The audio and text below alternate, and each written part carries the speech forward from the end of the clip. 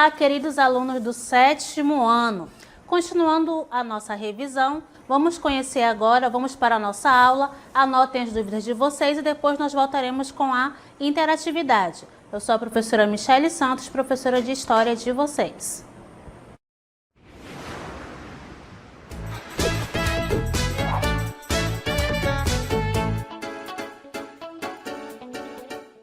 Sou o professor Artemison Montanho, como vocês já sabem, é um prazer, ou melhor, foi um prazer ter acompanhado vocês durante todo o nosso componente de História, né? Mas hoje é o nosso último dia de aulas, né? Que compreende, então, essa etapa do 7º ano com componente de História. Então, desde já, quero felicitar todos que chegaram até o final do componente e, claro, continuem também dando o máximo de vocês nos outros componentes que vêm à frente até o final do ano, para que ano que vem a gente possa se encontrar lá no 8º ano, tá bom? A Esther de Careiro 296, se eu não me engano, deixou uma pergunta ali no chat que ela queria saber um pouco mais sobre o tráfico negreiro, não é? Então, gente, para você, Esther, para os demais alunos que querem saber um pouco mais, durante essa nossa revisão aqui 2, nós vamos falar um pouco mais sobre a questão do tráfico de escravos, ok? Melhor, tráfico de pessoas, que ninguém nascia escravo, né? Mas foram transformados, né, para essa situação, para esse estado. Então vamos lá, escravidão africana, vamos saber um pouco mais sobre essa questão. A escravidão africana no Brasil foi uma prática que se estendeu por mais de 3 séculos, sendo responsável pela escravização de milhares de pessoas. Os registros oficiais apontam que os primeiros africanos escravizados chegaram ao Brasil na década de 1560, sendo a rotina deles permeada por violência. Observa que nós estamos falando aí em 1560 de apenas 30 anos de diferença para o início do processo de colonização de fato do Brasil, no que tange a questão da inserção de uma atividade econômica, quanto também da fixação de pessoas no território para evitar que as terras fossem tomadas por invasões estrangeiras. Como a gente sabe, tinha muita gente de olho na Inglaterra, França, Irlanda e por aí vai. Os demais países que se seguiram nas grandes navegações também tinham pretensões de chegar aqui ao Brasil e tirar a sua parcela de exploração. Tanto que, por exemplo, nós vamos ter invasões francesas no Brasil, até mesmo o estabelecimento, tá, de alguns pontos do Brasil, principalmente no Nordeste, dos holandeses que queriam se beneficiar com os negócios do açúcar. Então, é muito comum, por exemplo, ali na região de Pernambuco, dos estados, ter muito ali descendente de holandês desse período em que eles se estabeleceram no Brasil. Então, claro, que a coroa, temendo que o Brasil de repente saísse dos seus domínios, das suas posses, acabou então introduzindo a agricultura da cana-de-açúcar. Mas nós tínhamos um grande problema, que era a questão da mão de obra que era utilizada. Sabemos que inicialmente, no começo desse contato entre portugueses e os indígenas que habitavam a região, estabeleceu-se uma relação chamada de escambo, onde se trocava produtos, né, que para os europeus não tinham nenhum valor significativo, como pentes, espelhos, plumas e algumas outras coisas, em troca do trabalho desses indígenas para fazerem o processo de quê? De extração do pau-brasil e carregamento dos navios. Começa dessa forma, mas com a questão de quê? De se implementar a agricultura da cana-de-açúcar e se necessitar de uma mão de obra efetiva, começou-se o processo de escravização dessa mão de obra a partir de 1530, que a partir de 1560, 30 anos após, com diversas dificuldades de manter o controle sobre essa mão de obra, foi aos poucos sendo substituída pela mão de obra escravizada africana. Ok? Então vamos começar a entender um pouco mais como isso tudo acontecia. Guerra e tráfico atlântico.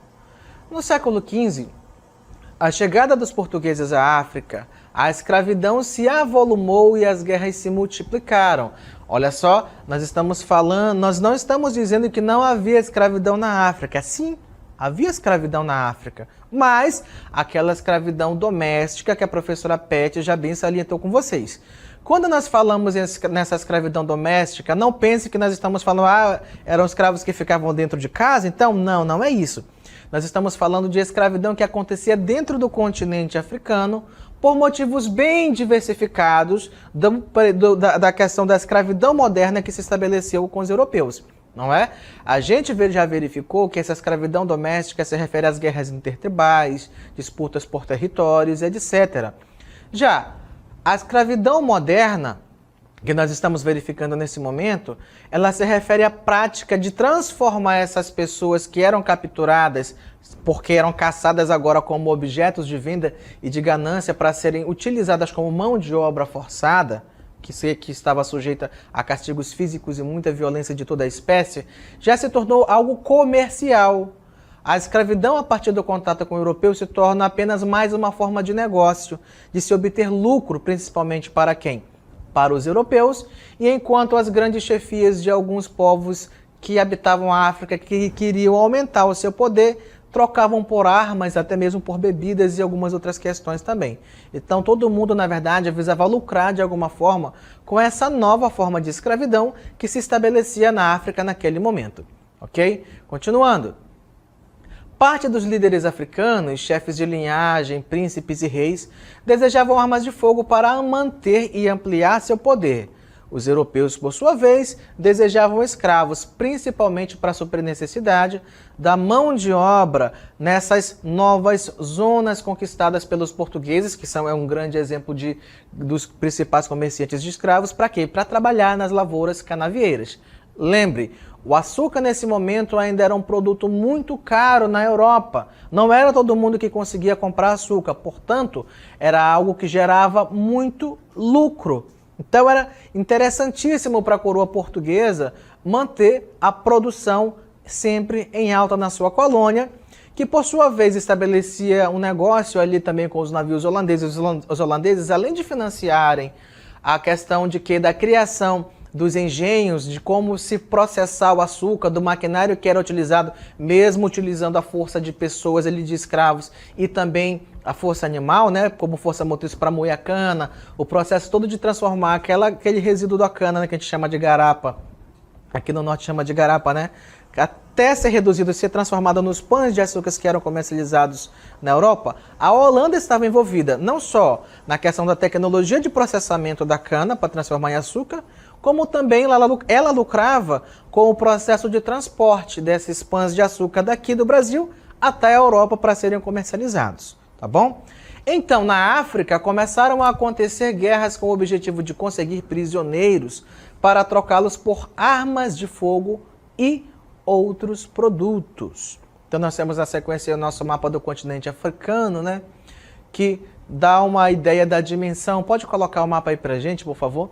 Que dá uma ideia da dimensão dessa região. Ou seja, já verificamos em outras aulas e vamos reforçar que o continente africano, ele é o quê? Um continente imenso composto por 54 países com uma diversidade étnica, cultural e linguística muito diversificada, muito grande. Já pensou 54 países no mesmo continente? Não é pouca coisa. E você imagina que esse continente, né, forneceu muitas vidas, muitas pessoas que eram arrancadas desses territórios e trazidos principalmente para as Américas. Não só para a América do Sul, como por exemplo aqui no Brasil, que recebia grande parte dessas pessoas, como também na América do Norte, tá bom? O que formou mais tarde os Estados Unidos também se beneficiou e muito, tá bom? Da mão de obra escravizada africana para trabalhar nos seus campos de algodão, para trabalhar nos seus campos de tabaco e algumas outras culturas que também eram desenvolvidas. Continuando, os responsáveis pelo tráfico. No século XVI, com o aumento da procura por trabalho nos engenhos de açúcar do Nordeste brasileiro, teve início o comércio de africanos para a América Portuguesa. Esse negócio envolvia pessoas e produtos de vários continentes, Europa, América e Ásia, e é chamado pelos historiadores atuais de tráfico atlântico. Esse tráfico atlântico também, por sua vez, ainda tem um outro apelidozinho, que é o quê? A chamada rota triangular, tá bom? A Europa, América e Ásia. Por quê? Porque eles faziam ali todo esse contorno levando um produto de uma região para outra e comercializando tanto os produtos que eram levados daqui, como por exemplo o açúcar, drogas do sertão, né? Que muitas delas acabaram substituindo em parte as especiarias dos negócios lá com as Índias. Claro que não substituiu todas, mas eram utilizadas com a mesma finalidade também, com fins medicinais, ou para temperar comida, para dar sabor e algumas outras questões. Mas se estabelece então o negócio de produtos que eram extraídos, como também de pessoas que eram capturadas e escravizadas, ok? Continuando. O tráfico atlântico durou mais de 300 anos e envolveu europeus de várias nações, portugueses, ingleses, franceses, entre outros. E claro, também os africanos, que eram chefes e reis, negociantes que queriam lucrar de alguma forma, principalmente com a questão de quê? Com a questão da caça de pessoas. E mais tarde, mercadores do Rio de Janeiro, da Bahia e de Pernambuco, muitos desses mercadores, sobretudo do Rio de Janeiro e de Salvador, acumularam fortunas com o tráfico. E na nossa próxima imagem, a gente tem uma ilustração aí que mostra, né, esse processo da caça de pessoas, né, de africanos caçando africanos. Você vê ali que você tem alguns africanos presos com cordas no pescoço ali, com correntes, acorrentados. Mas também você tem outros africanos que estão armados, conduzindo-os em fila e o outro que está observando. Então, essa prática começou a se tornar constante dentro também do próprio continente africano. Afinal de contas, todo mundo estava buscando uma parcelinha de lucro aí. Os reinos que queriam aumentar o seu poder dentro da África e também os europeus que comerciavam os traficantes de escravos, que em média obtinham 800% de lucro em cima de cada viagem que faziam levando essas pessoas. Tá bom? Continuando.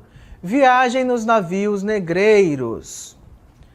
Os navios negreiros, em geral, comportavam em média de 300 a 500 africanos que ficavam presos nos porões em uma viagem que se estendia durante semanas. Partindo de Luanda, a viagem para Recife durava 35 dias. Para Salvador durava 40 dias e para Rio de Janeiro durava de 50 a 60 dias. Isso nós estamos falando de um único ponto da África que fornecia esses escravos, de onde eles vinham. Mas não era apenas de Luanda, como mostra aqui o nosso mapa. Existiam outros pontos também dentro do continente africano, que eram os principais de onde essa mão de obra que foi transformada em escravo embarcava. Você tem ali, ó, Guiné, o Congo, Angola e aqui embaixo Moçambique. E os principais portos ali no Brasil, ó, São Luís, Recife, Salvador, Rio de Janeiro. Então nós temos aí a correspondência dos principais lugares para onde essas pessoas, depois de sequestradas na África, eram levadas, eram embarcadas e trazidas até o Brasil, desembarcadas ali nesses principais portos, tá bom? E era justamente da partir dali que eles eram distribuídos para os mercados de escravos, de lá eram vendidos para os seus senhores. Lembra que nessa questão aí de senhor, quando nós falamos, não é a questão de respeito de apenas um pronome de tratamento, não. Esse senhor se refere ao dono, tá bom? Ao dono, a pessoa que comprou aquela outra pessoa como se fosse apenas um objeto a ser utilizado de acordo com sua vontade. Lembra? Escravo é todo aquele submisso, sujeito à vontade de outro, e que tem que obedecer sem direito de receber nada em troca. Não tinha pagamento de nenhuma espécie em dinheiro nem de outro produto. Eles apenas recebiam o que era necessário para se vestir e necessário para comer. E não quer dizer que eles passavam bem por conta disso, não. Que comiam o suficiente, que estavam bem nutridos e bem cuidados. Apenas o suficiente para manter a vida e continuar trabalhando. E nada mais. Afinal de contas, eles também moravam onde? Dentro das senzalas, que não eram muito acolhedores, não. Eram lugares onde eles tinham que se amontoar para dormir, lugares escuros e úmidos também. Então as condições de vida não eram nada boas dentro das senzalas aqui no Brasil e muito menos durante o processo de transporte da África até o Brasil. Tá bom? Então vamos ver um pouquinho sobre essas condições de transporte. As condições de viagem eram extremamente desumanas e os poucos relatos que existem da forma como os africanos eram trazidos para as Américas reforçam isso. O local no qual os africanos eram aprisionados, que era o porão, que a gente já conversou em outro momento antes, que a gente utiliza o porão para quê? Para transportar a gente, o animal? Não, né? A gente aqui, por exemplo, no nosso Amazonas, a gente utiliza o porão para transportar uma mercadoria, né? Um saco de farinha, um saco de tucumã, qualquer outra coisa que não tenha vida, né? Já pensou você trancar pessoas dentro de um porão num lugar úmido e quente? Então, desde o início do processo de transporte dessas pessoas para onde?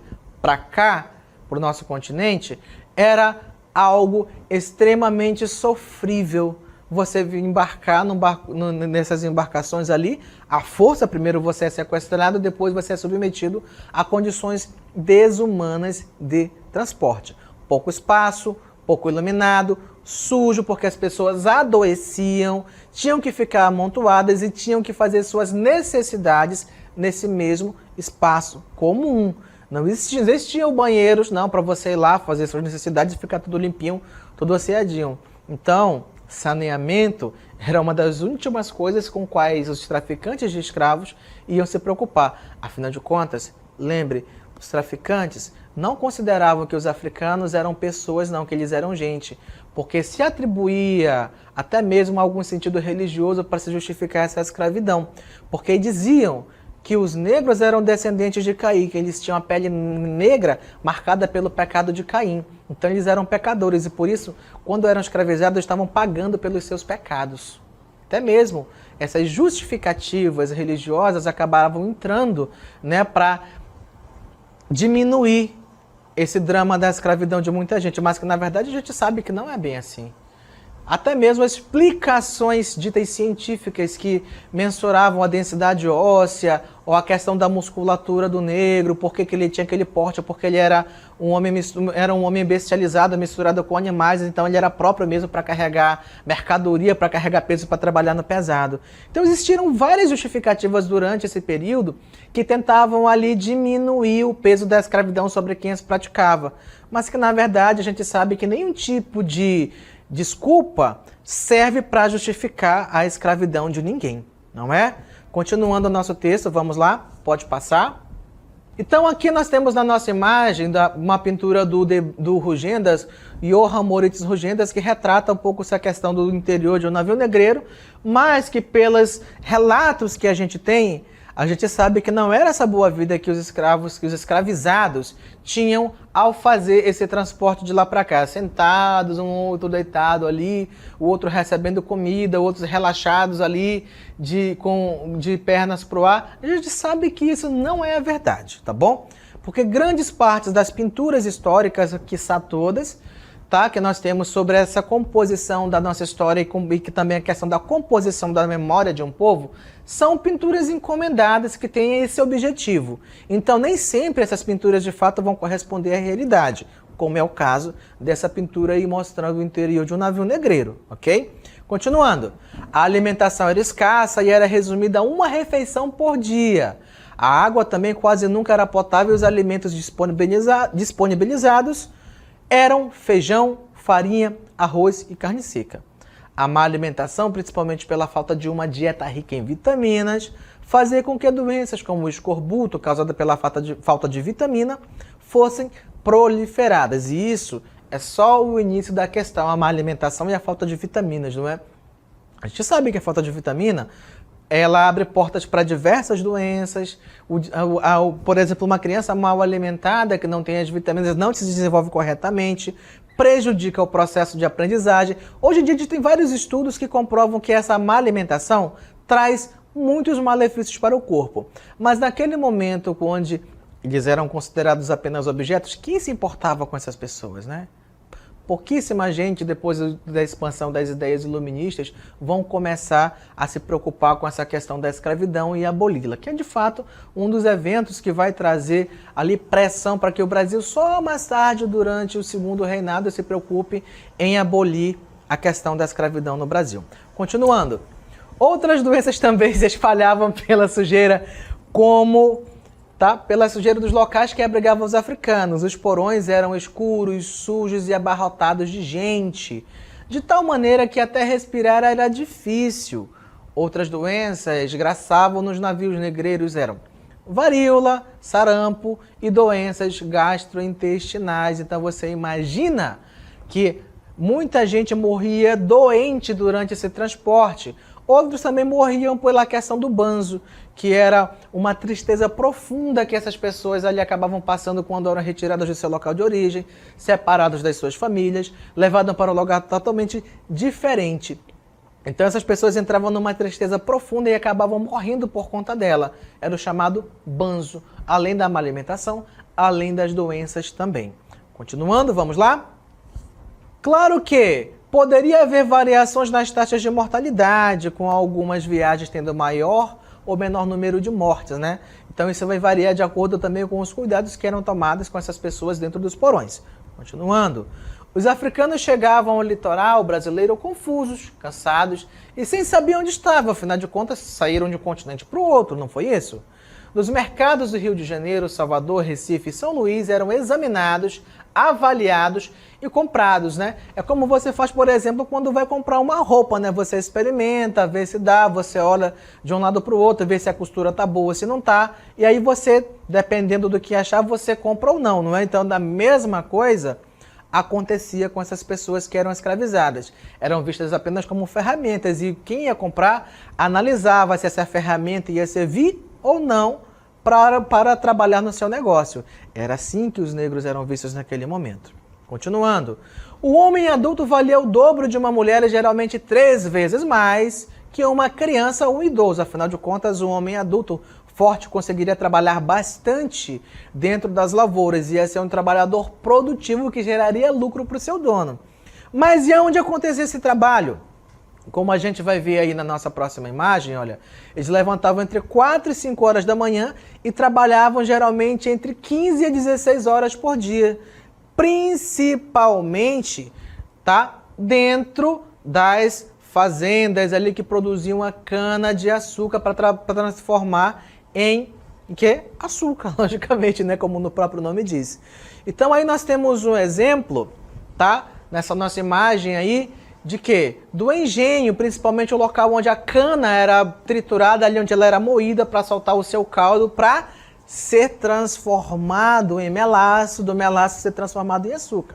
Claro que isso exigia uma grande mão de obra e uma especialidade diferente de cada pessoa que trabalhava ali. Tá? Nós vamos ter o mestre, que é responsável por todo o processo, e outras pessoas que o auxiliavam na produção do açúcar, ok?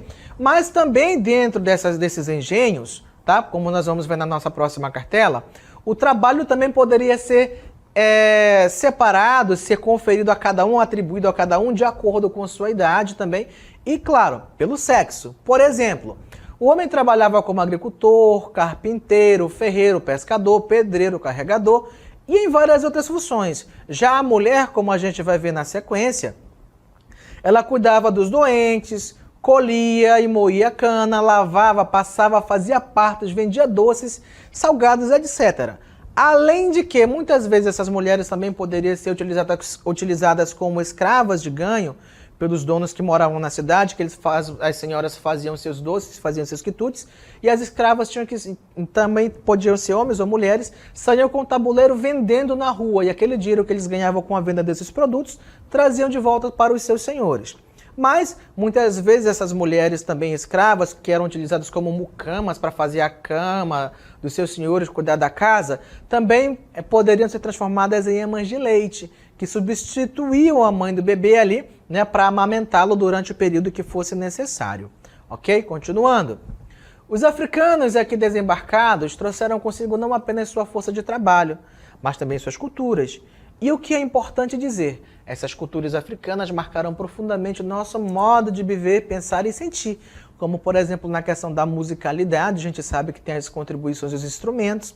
Também na questão da religiosidade, com o surgimento das religiões de matrizes africanas, a exemplo do que a gente já viu, como o candomblé e o banda, né? Mas também na questão da nossa linguagem, dos nossos hábitos alimentares. Você gosta de uma feijoada? Você gosta de um vatapá? Eu me amarro nessas coisas aí, eu gosto muito. Se você também gosta, são heranças culturais que nós temos de quem? Desses africanos que foram trazidos na situação de escravidão para o nosso continente, para o Brasil principalmente. A violência. Então era comum, tá? Claro que essas pessoas, uma vez forçadas a sair de seu lugar, tivessem formas de resistência, né? Elas muitas vezes se negavam a trabalhar, mas por conta disso acabavam sendo submetidos a castigos físicos intensos. Como, por exemplo, aí, ó, você vê alguém sendo chicoteado no tronco e por outro negro. Para quê? Para humilhar mais ainda a pessoa. E observa que a ponta do chicote ali, ó, é toda serrilhada, cheia de coisinhas. E aquilo era realmente para ferir, tá? Quando se levava uma chicotada de negócio desse, Pense que aquilo estava rasgando a carne, literalmente rasgando a carne, tirando pedaços fora. E depois que esse negro terminava de bater no outro lá e o outro desmaiava de tanta dor, eles eram levados para as senzalas e ainda recebiam um banho, sabe de quê? De água salgada, só para humilhar mais a pessoa e conferir-lhe mais dor, mais humilhação mesmo. Tá bom? Então, a violência, infelizmente, era algo muito comum na forma de tratamento que os escravizados recebiam. Continuando, esse medo visava mantê-los conformados com a sua escravização e impedir fugas e revoltas. Uma punição muito comum aplicada sobre eles era o quebra-nego, que os ensinava a sempre olharem para baixo na presença dos seus senhores. Afinal de contas, eles não eram ninguém, considerado ninguém. Então, por que olhar diretamente para os seus senhores? Na sequência, nós temos uma outra imagem que mostra uma outra forma, tá, de humilhação, também de castigo, que era a máscara de Flandres. Você observa que ele já está com um negócio ali no pescoço, ali, né, como se fosse uma coleira de metal. E ainda mais era submetido a quê? Essa questão da máscara, que só permitia respirar. Comer, beber, não. Era uma outra forma de humilhação e castigo físico também a que eles eram submetidos, tá? E para terminar o nosso texto, vamos lá, a última parte, pode passar. Os escravos, por sua vez, não aceitavam a escravização e as violências diárias de maneira passiva. A história da escravização africana no Brasil ficou marcada por diferentes formas de resistência, que incluíam a desobediência, as fugas individuais e coletivas, que essas fugas, por sua vez, deram origem aos chamados quilombos, que congregavam não apenas negros fugidos, mas também até mesmo pessoas brancas, mas que eram pobres, que não tinham condições de se manter na cidade, começaram a chegar perto dessas localizações também. E o mais famoso de todos, né, a gente sabe, foi o Quilombo dos Palmares, liderado por Zumbi, que foi um grande marco de resistência, tá, negra contra a escravidão. Muito obrigada pela participação de vocês nesse primeiro componente do ano de 2022. É muito bacana estar voltando, né, Artemison? Foram 2 anos aí sem ter esse contato com vocês, que de certa forma é um contato indireto também, aos nossos presenciais, que são fundamentais. Continuem se dedicando, nós precisamos muito, muito de vocês. A nossa equipe que está aqui conosco, tá? Aos nossos pedagogos, a professora Michele inicialmente, depois a professora Gabriela Rocha e o Gabriel também que estão conosco. O Artemison, obrigada pela parceria. Obrigada a você também. Então, uma excelente avaliação para vocês. E vamos lá, temos um ano letivo todinho para fazer a diferença, gente. Então, gente, obrigado a todos que participaram, a equipe técnica, assessoria pedagógica, professores presenciais, alunos, como a professora Pet falou, e claro, principalmente a vocês, alunos, que se interessam em estar todos os dias na sala de aula. Então, uma boa avaliação para vocês e a gente vai ficar aqui no chat acompanhando, tá bom? Tchau, gente!